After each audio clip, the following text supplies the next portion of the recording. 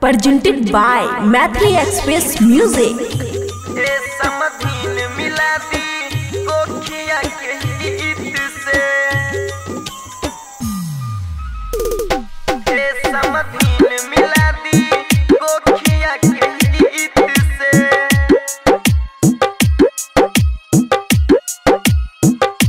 खुशी recording studio बलुआहा।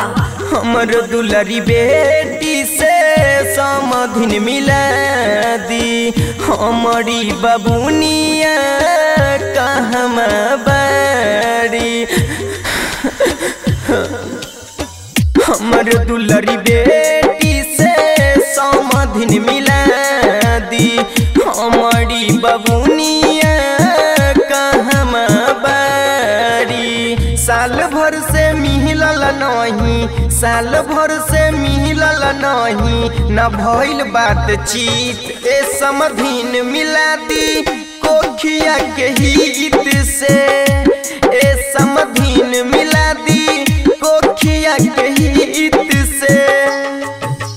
DJ गुड Madhubani, DJ गुड मधुबनी।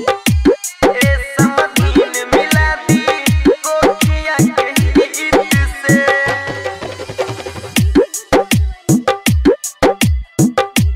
ए समधिन मिला दी कोखिया के हित से।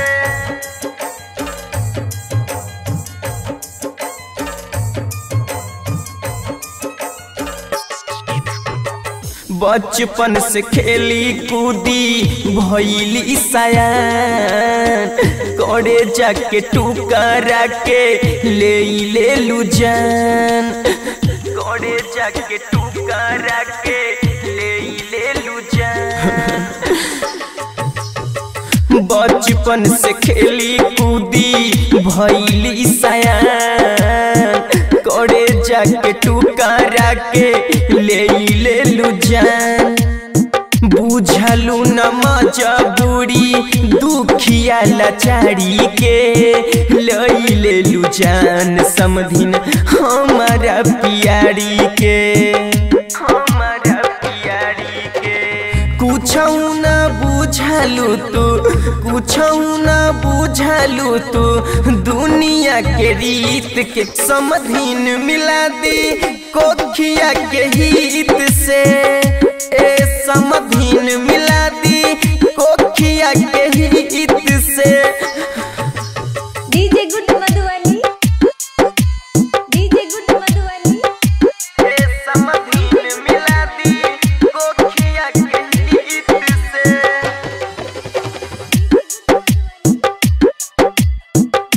ए समधिन मिला दी कोखिया के हित से।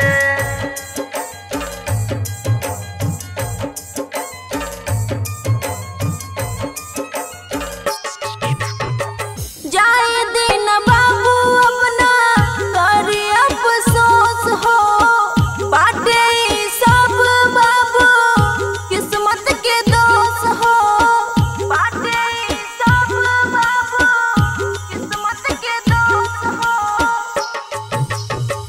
जाए दिन बाबू अपना करी अफसोस हो, बाटे सब बाबू किस्मत के दोष हो।